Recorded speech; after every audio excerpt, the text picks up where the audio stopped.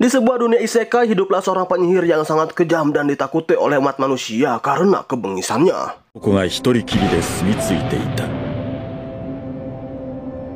その男の正体は、人々から恐れられ、忌み嫌われる魔術師。名はザガン。Tapi di balik aura sang penyihir yang benar-benar mengerikan, kini kita diperlihatkan seorang loli kawaii, aduhai, menawan, dan wanginya yang tiba-tiba saja mengatakan,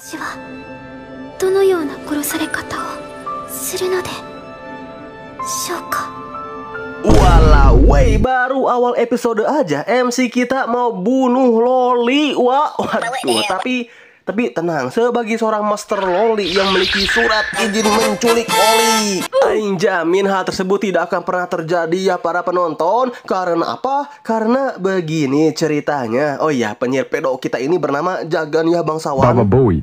So, kisah penawanan loli ini bermula dengan diperlihatkannya seorang wanita berambut merah yang diketahui bernama Kastil, yang kini akan digoyang-goyang kanan kiri atas bawah secara paksa oleh rekan seperjuangannya sendiri. Tapi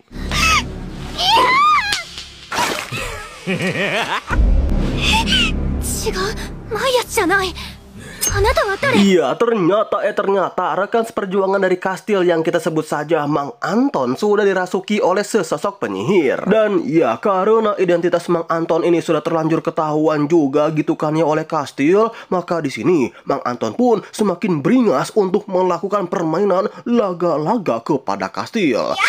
Tapi tiba-tiba saja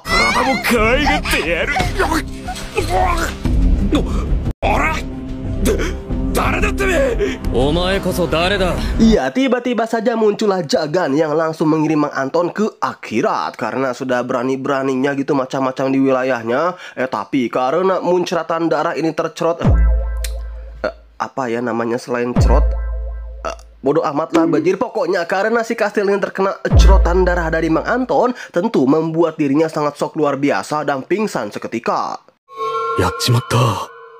目が覚めたら完全にトラウマになるな。落ち着け。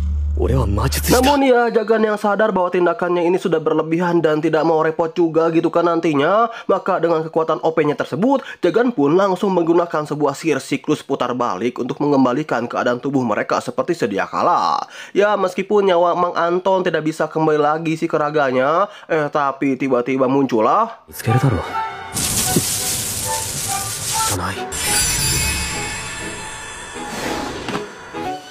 人の魔法陣を勝手に使うな、バルバロス。 Yap, kita diperlihatkan kemunculan sesosok penyihir OP dengan muka suramnya bernama Barbatos. Ya, meskipun muka serta aura Barbatos ini mirip banget ya dengan villain-villain copo pada anime-anime isekai, tapi tenang, di anime ini Barbatos merupakan sahabat karib dari Jagan. Nah, tujuan Barbatos sendiri menghampiri Jagan adalah karena dirinya yang ingin mengabari kepada Jagan bahwa salah satu dari ke-13 Raja Iblis bernama Markosias telah meninggal dunia di usianya yang menginjak 1000 tahun. 面白い話を持ってきてやったぜ、ザガン。魔王の一人、マルコシアスが死んだのは知っているだろう？ Bentar, biar kalian serta si Ichibo sekalian yang kecil mungil itu nggak bingung. Di sini Aing akan menjelaskan sedikit mengenai keadaan serta peran penyihir di anime ini ya para penonton. So, pada anime ini itu sebenarnya para penyihir bisa dianggap merupakan villain yang sangat beringas, ditakuti masyarakat, serta wajib hukumnya untuk diberantas dari muka bumi ini. Ya, karena selain emang tindakan mereka yang tak jarang sering membuat onar dan kejahatan, para penyihir ini juga memiliki relasi secara langsung dengan para Raja Iblis. Dan jika penyihir tersebut memenuhi syarat, maka tidak menutup kemungkinan mereka sendirilah yang akan menjadi Raja Iblis suatu saat nanti. Menurut Barbatos juga, umur penyihir itu bisa mencapai 1000 tahun lamanya. Hal itu terjadi karena mayoritas dari penyihir memiliki sebuah kekuatan untuk memanipulasi tubuh mereka agar bisa sehat terus dan memiliki umur yang panjang hingga maksimal 1000 tahun lamanya. Nah, lalu Bang, cara membedakan mana penyihir OP dan penyihir B aja itu gimana Bang? Sebenarnya cukup mudah sih untuk membedakan hal tersebut. Kita bisa mengetahui mana penyihir OP dan penyihir B aja itu cukup dari namanya saja. Jika sang penyihir tersebut memiliki nama julukan, maka sudah dapat dipastikanlah bahwa sang penyihir itu memiliki kekuatan yang cukup OP. Contohnya dari para kandidat calon Raja Iblis ini, seperti sang pedang hitam Kimaris, Grimory sang pesona, Valevor sang hantu, Barbatos sang penyuci. Abang Nime sang penculik loli. Oh ilah, mana bisa begitu beji. Tapi Aing nggak bisa nyangkal juga sih. Tapi meskipun Jagan ini tidak memiliki nama julukan seperti para penyihir OP lainnya, namun entah mengapa Jagan ini dipilih menjadi orang yang ke-12 untuk menjadi kandidat Raja Iblis berbarengan dengan para penyihir-penyihir OP lainnya. Nah, balik ke plot utama. Seperti Aing yang tadi bilang di awal ya para penonton, di sini Barbatos mengabari kepada Jagan bahwa salah satu dari ke-13 Raja Iblis bernama Markosia sudah meninggoy karena faktor usia. Yang oleh karena itu Barbatos memberitahu kepada Jagan bahwa hari ini seluruh warisan yang dimiliki oleh sang Raja Iblis tersebut akan dilelang secara besar-besaran. Sebenarnya sih Jagan yang mengetahui hal ini dari Barbatos sih agak kurang tertarik ya teman-teman. Tapi karena sang sahabatnya ini terus-menerus memaksa untuk ikut, maka ya mau tidak mau deh Jagan pun langsung utiwi lah ke tempat lelang tersebut bersama dengan Barbatos. Tapi rasa kurang ketertarikan Jagan itu seketika berubah ketika Jagan melihat 北の聖地ノルデンにて捕獲された伝説の種族エルフでございます。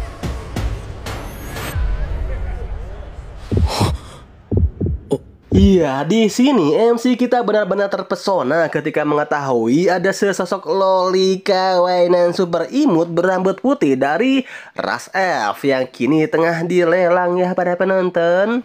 Wah, Jagan yang melihat betapa imut, menawan dan harum ditambah menurut sang pembawa acara loli ini juga bisa dijadikan budak peranu-anuan juga. Selebeu tentunya Jagan pun langsung それでは1万から始めてまいりましょう。100万だ。おい、ザガン。キュリオテス金貨で100万枚だ。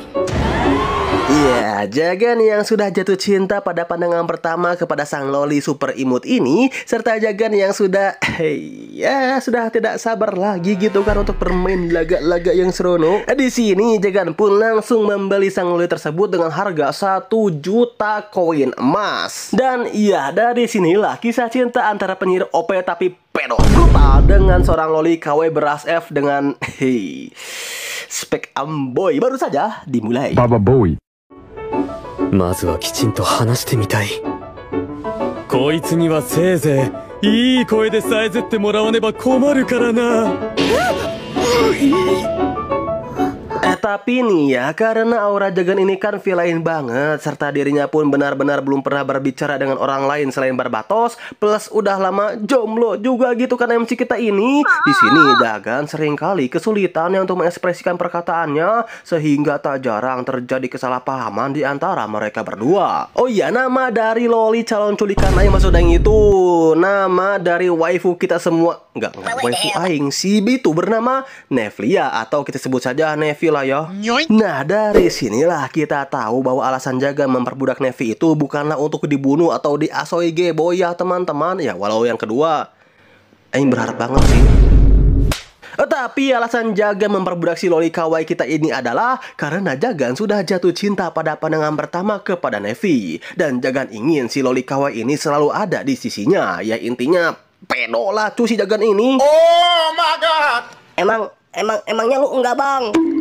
Dikit. Tapi kayaknya loli kita ini agak lemah iman juga ya teman-teman. Gak percaya? Ya lihat aja sendiri bro. ご安心ください。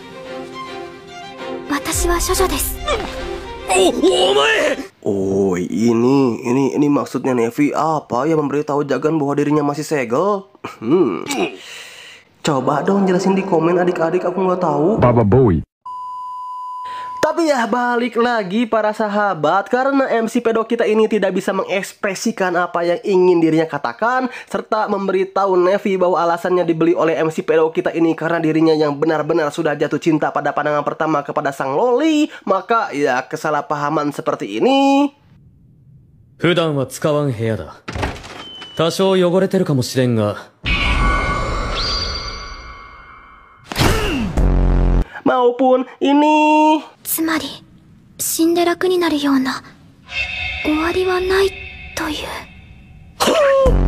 dan juga ini お前を実験に使う気はない。ではなぜ私を買われたのですか？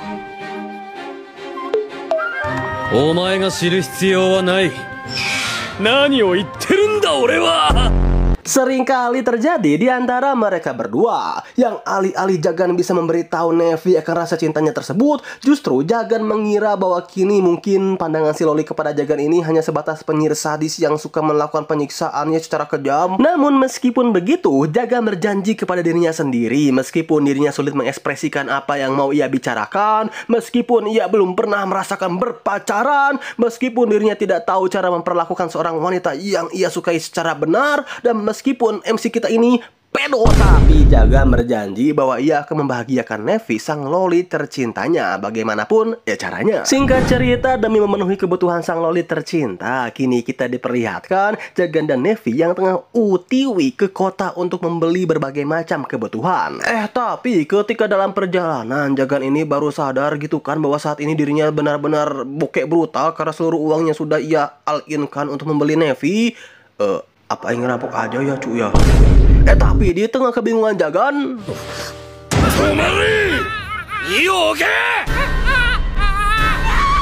ya tiba-tiba saja kita diperlihatkan ada sebuah gerombolan NPC yang tengah dipalak oleh para bandit. Ya sebenarnya sih Jagan bodoh amat gitu kan akan pemalakan ini, tapi ketika dirinya melihat sang Loli benar-benar nampak khawatir akan nasib para NPC tersebut, dengan terpaksa deh Jagan pun menggunakan sedikit kekuatannya agar kekhawatiran sang Loli tercinta bisa hilang. Nevi, yoku mite oke.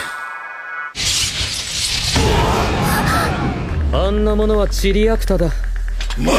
Sadar akan adanya penyihir yang mengganggu aksi pemalakan mereka, para bandit ini pun langsung mengsummon penyihir lainnya guna melawan Jagan.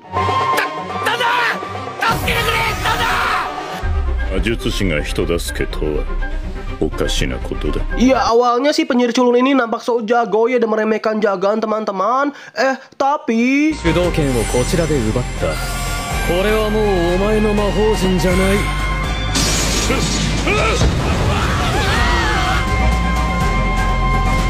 Ya dalam sekali cetut aja udah tewas gitu kan cu. Dan karena kebaikan Jagan inilah, Jagan pun pada akhirnya dapat duit deh. Serta dengan duit ini pula Jagan juga berniat untuk membelikan pakaian baru untuk Loli kesayangannya tersebut. Toh Jagan pun sadar dengan pakaian ini Nevi nampak sangat kesulitan ya untuk bergerak. Tapi entah apa yang dipikirkan si malaikat pemilik toko baju yang gede juga ya. Apanya bang yang gede? Sayapnya dong cu. Di sini sang malaikat gede tersebut malah memilihkan Nevi sebuah baju.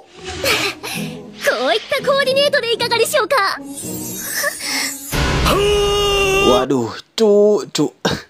Aing mimisan ini mah bajir masuk aing di sini. Aduh.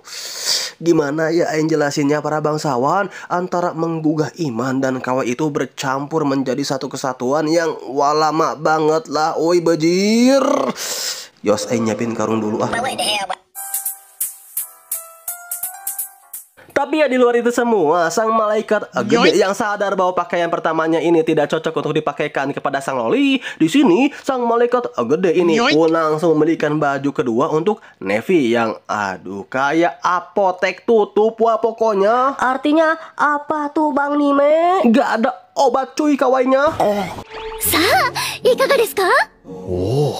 オーソドックスのメイドスタイルですが、ワンピースもエプロンも上質なシルク製。 Oh ya, sebelum mereka pergi, di sini sang malaikat gede memberitahu kepada Nevi bahwa Nevi seharusnya merasa beruntung karena bisa memiliki majikan sebaik dan sepengertian seperti Jagan. Ya emang pedo aja gitu kan si Jagan. Tapi karena hal inilah membuat perasaan hati Loli kita ini mulai sedikit kayak kepelet gimana gitu ya cu kepada Jagan. Oh ya, satu lagi, perasaan cinta Nevi ini semakin tumbuh ketika mengetahui bahwa majikan pedonya itu ingin melepaskan kalung budaknya yang berfungsi untuk menjaga kekuatan Nevi ya teman-teman. Ya meskipun resikonya Nevi bisa-bisa aja gitu kan melarikan diri dari Jagan, namun kayaknya hal tersebut tidak mungkin juga sih. Secara selama Nevi hidup, baru Jagan inilah yang memperlakukan Nevi dengan baik, peduli dengan Nevi, serta sangat pengertian sekali kepada Nevi di balik masa lalunya yang kelam penuh dengan penyiksaan. Tapi ya sayang beribu-ribu kali sayang, menurut sang pengrajin, kalung Nevi ini tidak bisa main asal dilepaskan saja secara paksa. Sebab selain karena kalung Nevi ini dilapisi oleh sihir, jika kalung tersebut dilepaskan secara paksa juga, bisa-bisa kalung tersebut meledak dan mengirim Nevi ke rumah Aing masa itu ke akhirat. 族は危険か。一番いいのは本来の鍵で開けてやることです。 And ya, karena udah sore dan tak mungkin juga Jagan main nyelonong aja masuk ke dalam kastil Raja Iblis tanpa rencana, kini kita diperlihatkan Jagan dan sang loli idamannya itu tengah makan pada sebuah restoran. Yang tentu Nevi yang belum pernah memakan makanan seperti ini seumur hidupnya, awalnya merasa tak pantas ya jika dirinya harus memakan makanan enak bersama majikannya. Namun setelah Jagan meyakinkan Nevi dengan lemah lembut, pada akhirnya perlahan tapi pasti Nevi pun memakan makanan ini. Dan kita diperlihatkan 舐めても味はしないんだ。かじるんだよ。どうだ？美味しいと思います。 Iya, kita diperlihatkan ekspresi Nevi yang begitu lucu, imut, dan polos ya ketika memakan makanan tersebut. Tapi いただきます。みずみずしくて。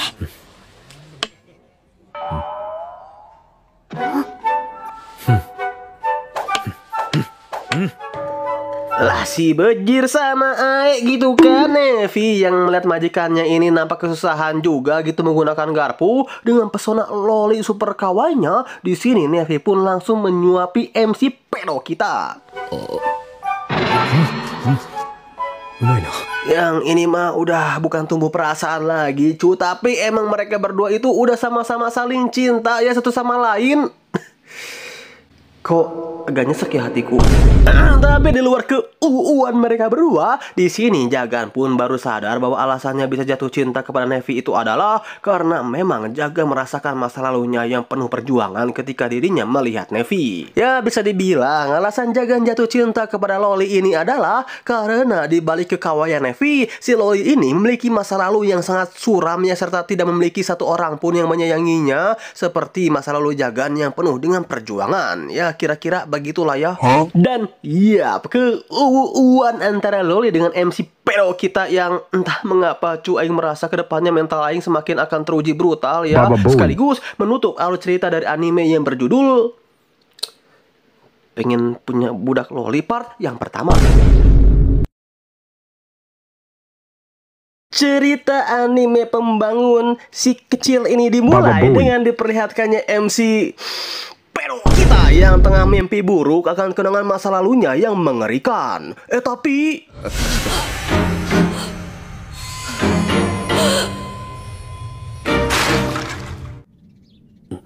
お目覚めでしょうか、ご主人様。 ya, sebangunnya MC pedo kita dari mimpi buruknya, ia langsung disambut oleh budak mantap jiwanya ya teman-teman, yang siapa lagi gitu kan kalau bukan Nevi untuk mengajak Jagan sarapan terlebih dahulu. Oh iya, di sini juga dengan malu-malu kucingnya Jagan berhasil mengucapkan ohayo ya kepada Nevi. Nevi. はい。おはよはい。おはようございます。 Namun ya di luar itu semua, kini kita diperlihatkan Jagan yang nampak terkejut ketika mengetahui bahwa dapurnya yang dulu nampak seperti ruang penyiksaan kini sudah disulap oleh Nevi menjadi sebuah dapur yang sangat bersih, harum, dan mewah. Sekaligus Jagan juga nampak begitu gemetaran ketika mengetahui bahwa sang budak loli selebeunya ini telah membuatkan sebuah makanan yang terlihat nikmat dan pastinya belum pernah Jagan rasakan ya selama hidupnya. 先ほど焼きました。いや、自分で。おかしいでしょうか。わからん。 Tapi karena Jagan tidak mau menikmati semua kenikmatan ini sendirian, di sini Jagan pun meminta kepada Nevi untuk duduk bersama dan makan gitu ya dengan dirinya. Wah, Nevi yang mendengar ajakan makan bersama dari MC pedonya ini tentu merasa tidak pantas ya para sahabat. Toh pagi ini Nevi hanya membuatkan makanan untuk Jagan seorang saja, dan di istana Jagan pun hanya ada satu jinggeslek loli. Maksud Aing, toh pagi ini Nevi hanya membuatkan makanan untuk Jagan seorang saja, dan di istana Jagan pun hanya ada satu kursi makan aja. Tapi ini para penonton, seolah jiwa pedo Jagan ini tengah meluap-luap. Di sini Jagan meminta si loli untuk duduk di pangkuannya sembari dirinya yang akan menyuapi budak lolinya itu. Udah mulai main-main ini MC pedo ya para sahabat.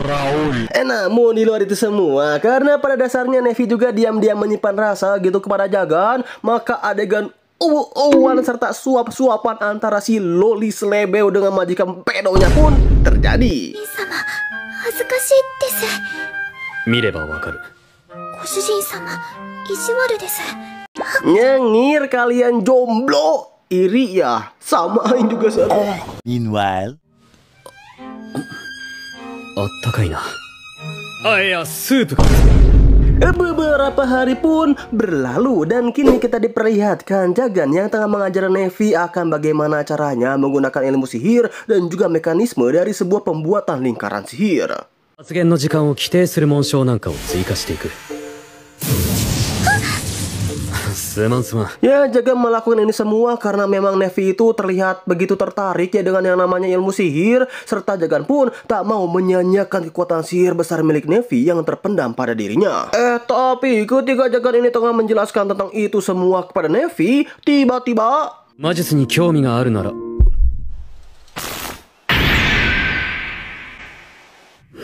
Ya, tiba-tiba saja Jagan dikejutkan dengan kemunculan sesosok penyusup yang berusaha mendatangi istana miliknya. Yang ternyata penyusup tersebut adalah Kastil dan juga barudaknya. Oh iya, Aing hampir lupa ngasih tahu kepada kalian ini. Jadi Kastil itu merupakan seorang ksatria gereja ya. Nah, alasan Kastil sendiri mendatangi kediaman Jagan itu adalah karena dirinya diperintah langsung oleh seorang petinggi gereja bernama Klauvel. Ribet anjing, Aing panggil aja si Asep lah ya. Untuk membunuh Jagan sang penyihir. Ya, meskipun di dalam hati terdalamnya Kastil sangat enggan yang melakukan hal tersebut karena merasa berhutang boba kepada Jagan, tapi karena kini Kastil adalah seorang ksatria gereja, maka Kastil pun tidak memiliki pilihan lain selain mengemban tugas itu. たとえ事件と無関係だったとしても処断すべき悪であることに変わりはない。ならばゲイカ、その2、私にお与えください。 Dengan dibekali pedang suci dari gereja, Kastil dapat dengan mudahnya menembus semua penghalang yang sudah dipasang oleh Jagan pada wilayahnya. Tapi お前らを片付けたら帰ってくれるのか？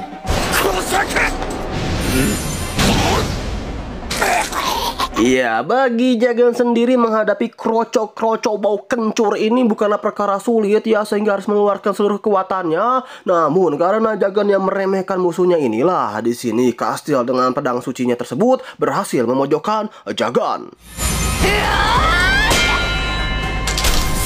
触れただけでこれか。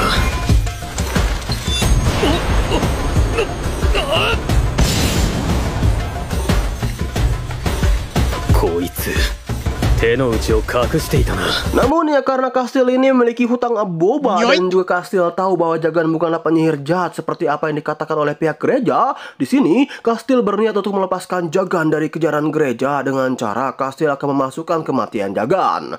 Tapi belum sempat Jagan menjawab penawaran dari Kastil, 俺が逃げればネフィが襲われる。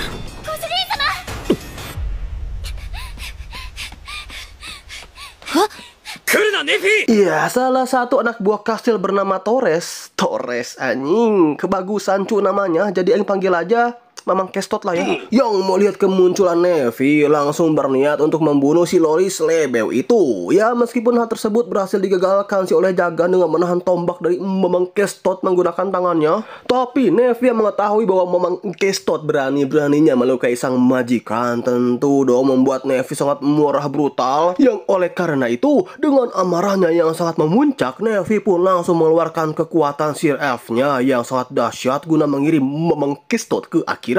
Tapi ya untungnya Jagan langsung mencegah Nevi melakukan hal tersebut dengan cara memeluk Nevi dari belakang supaya si Loli ini bisa tenang. Hei, bisa aja Anda ini modusnya. Tapi ya berkat modus dari si MC pedo inilah, Nevi pun berhasil tersadar dari amarahnya dan membiarkan para ksatria gereja untuk pergi dari kediaman Jagan. これはネフィの力なのか。 Lalu scene pun dialihkan dengan diperlihatkannya MC pedo kita yang mencoba untuk menghibur sang Loli yang tengah galau tersebut. Ya, meskipun bagi Jagan melakukan hal ini merupakan tantangan tersulit di hidupnya, tapi Nevi yang sadar bahwa sang majikan pedonya ini nampak begitu peduli dan selalu memikirkan tentang dirinya terlihat begitu bahagia ya teman-teman. Ya, aing yang sakit hatinya juga. Oh iya, jadi sihir yang dimiliki elf dengan para penyihir itu memiliki aliran yang berbeda ya. Secara simpelnya, sihir yang dimiliki oleh Jagan itu merupakan ilmu sihir yang memiliki sistem teknik yang dicampur dengan logika dasar alias bisa dipelajari secara manual. Sedangkan sihir milik elf seperti Nefi merupakan ilmu sihir yang didasari dengan keajaiban di luar hukum alam dan kekuatannya tersebut bisa dibangkitkan dengan hanya berharap saja. Alias sihir ini hanya bisa dimiliki oleh orang-orang yang berbakat sajalah intinya. Namun meskipun begitu, karena sihir ini pula lah yang membuat hidup Nefi menjadi hancur berantakan, Kang. Karena ya di dalam adat istiadat ras elf, bagi siapa saja ras elf yang memiliki sihir serta berambut putih, maka mereka dianggap sebagai pembawa bencana dan wajib dikucilkan. Kesengsaraan Nefi mencapai puncaknya ketika desanya tersebut diserang oleh para bandit. Nah, para warga yang dulu mengucilkan Nefi memaksa dirinya untuk menggunakan kekuatannya tersebut guna membunuh para bandit-bandit itu. Tapi Nefi yang udah kesel juga gitu kan kepada warga-warga yang gak tahu diri tersebut, alih-alih membantu justru Nefi membiarkan mereka semua terbunuh di depan matanya. Sedangkan Nefi sendiri langsung diculik gitu kan oleh para bandit dan diperjualbelikan sebagai budak. Namun ya terbunuhnya para warga desa yang dulu pernah mengucilkan Nefi justru sangat membuat loli kita ini merasa puas ya, sekaligus merasa bersalah itu bercampur menjadi satu kesatuan sehingga membuat Nefi sangat trauma untuk menggunakan kekuatannya. Tapi dengan kekuatan kepedoan MC kita yang sangat brutal di sini, Jagan langsung mencoba menenangkan Nefi sekaligus meyakinkannya bahwa apa yang sudah dilakukan oleh Nefi itu sudah benar adanya. Lagian salah mereka juga, bukan sudah mencapakan loli sekawai dirimu, Nefi.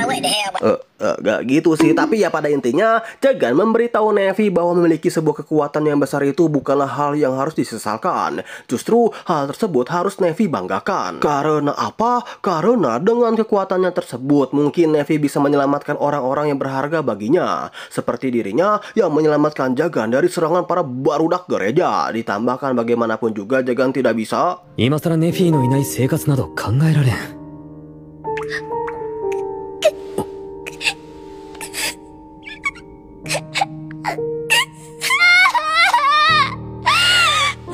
Dan ya, dengan kekuatan pedo nonjutsu Jagan inilah pada akhirnya Nefi berhasil keluar dari masa lalunya yang kelam dan siap menyambut masa depan dengan MC pedo kita yang sangat overpower. Baba Boy. Di malam harinya, kini kita diperlihatkan sang loli imut kesayanganku yang tiba-tiba saja menghampiri Jagan dan dalah mengajak Jagan untuk tidur bareng. Wah, ui. Nyoink. ご主人様。一緒に寝ていただいてもいいでしょうか。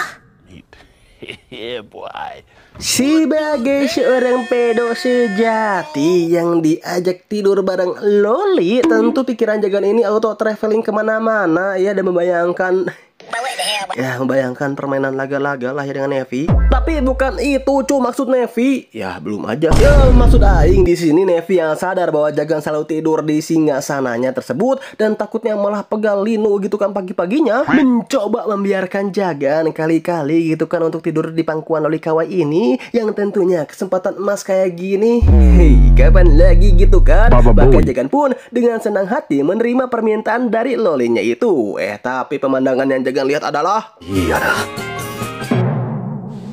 目のやり場に凄まじく困る。 waduh, malam-malam gini emang paling enak lihat gunung ya teman-teman. Mana dua lagi Tapi ya, di luar pemandangan gunung kembar nan Jumbo pada malam hari serta pelukan hangat dari sang loli yang bisa mencairkan salju di kutub utara ini, di sini Nefi mengatakan kepada Jagan bahwa dirinya ingin mempelajari ilmu sihir demi bisa melindungi sang majikan pedonya itu. Ya, Jagan sih oke-oke aja gitu kan dengan keinginan si loli, apalagi Jagan tahu bahwa tujuan si loli ini ingin belajar sihir itu demi melindungi dirinya. ならネフィ、お前は今から俺の弟子だ。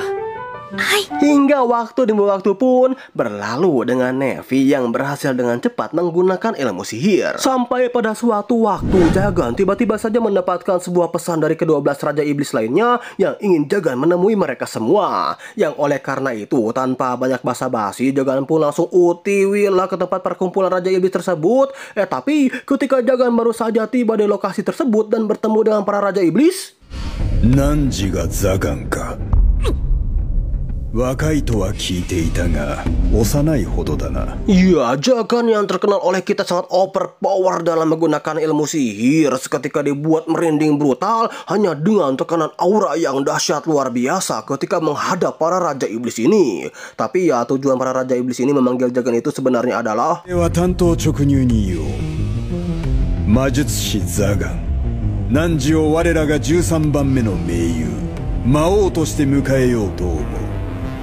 Ya, ke-12 Raja Iblis ini meminta Jagan untuk menggantikan posisi Markosias untuk menjadi Raja Iblis yang ke-13. Namun ya, Jagan tidak mau menerima gelar tersebut begitu saja ya teman-teman. Selain karena Jagan ini ingin tahu alasan kenapa para Raja Iblis ini memilihnya untuk menjadi Raja Iblis yang ke-13, Jagan juga merasa para kandidat lain yang memiliki gelar seperti Barbatos sang sahabatnya, bukankah mereka lebih layak daripada Jagan yang bisa dibilang masih bocah ingusan bau kencur ya dan tak memiliki gelar sama sekali. Namun di sini para Raja Iblis hanya tertawa dan menjawab pertanyaan Jagan dengan simpel, yaitu karena Jagan berbakat menggunakan sihir. Bahkan kemampuan Jagan ini sudah ada ketika Jagan ini masih bocil ya teman-teman, dan berhasil membunuh sesosok penyihir dengan mencuri sihirnya ketika akan membunuh Jagan dahulu. Ya, meskipun hal ini juga bisa Jagan lakukan sih kepada Raja Iblis tersebut, tapi jika hal itu terjadi, maka para Raja Iblis akan mencuri hal yang jauh lebih berharga dari yang Jagan sudah curi dari mereka. Ya, siapa lagi gitu kan kalau bukan Neffy? Plus menurut mereka, jika Jagan menolak tawaran ini dan menjadi penyihir biasa, bukankah hal itu merugikan? Secara jika Jagan menjadi penyihir biasa,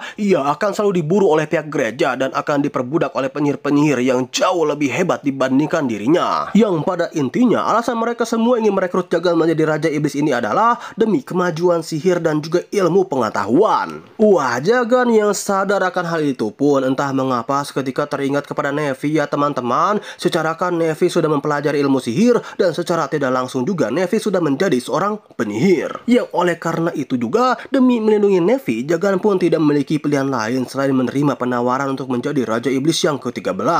Tapi dengan satu syarat, Jagan meminta semua warisan dari Markosias termasuk kunci kalung yang membelenggu Neffy. Dan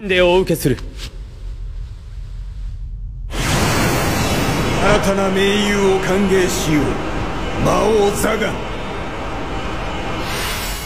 Iya, akhirnya Jagan pun resmi menjadi Raja Iblis dan diberikan gelar. Tapi gelarnya Aing masih belum tahu ya teman-teman. Mungkin Jagan si pedomania.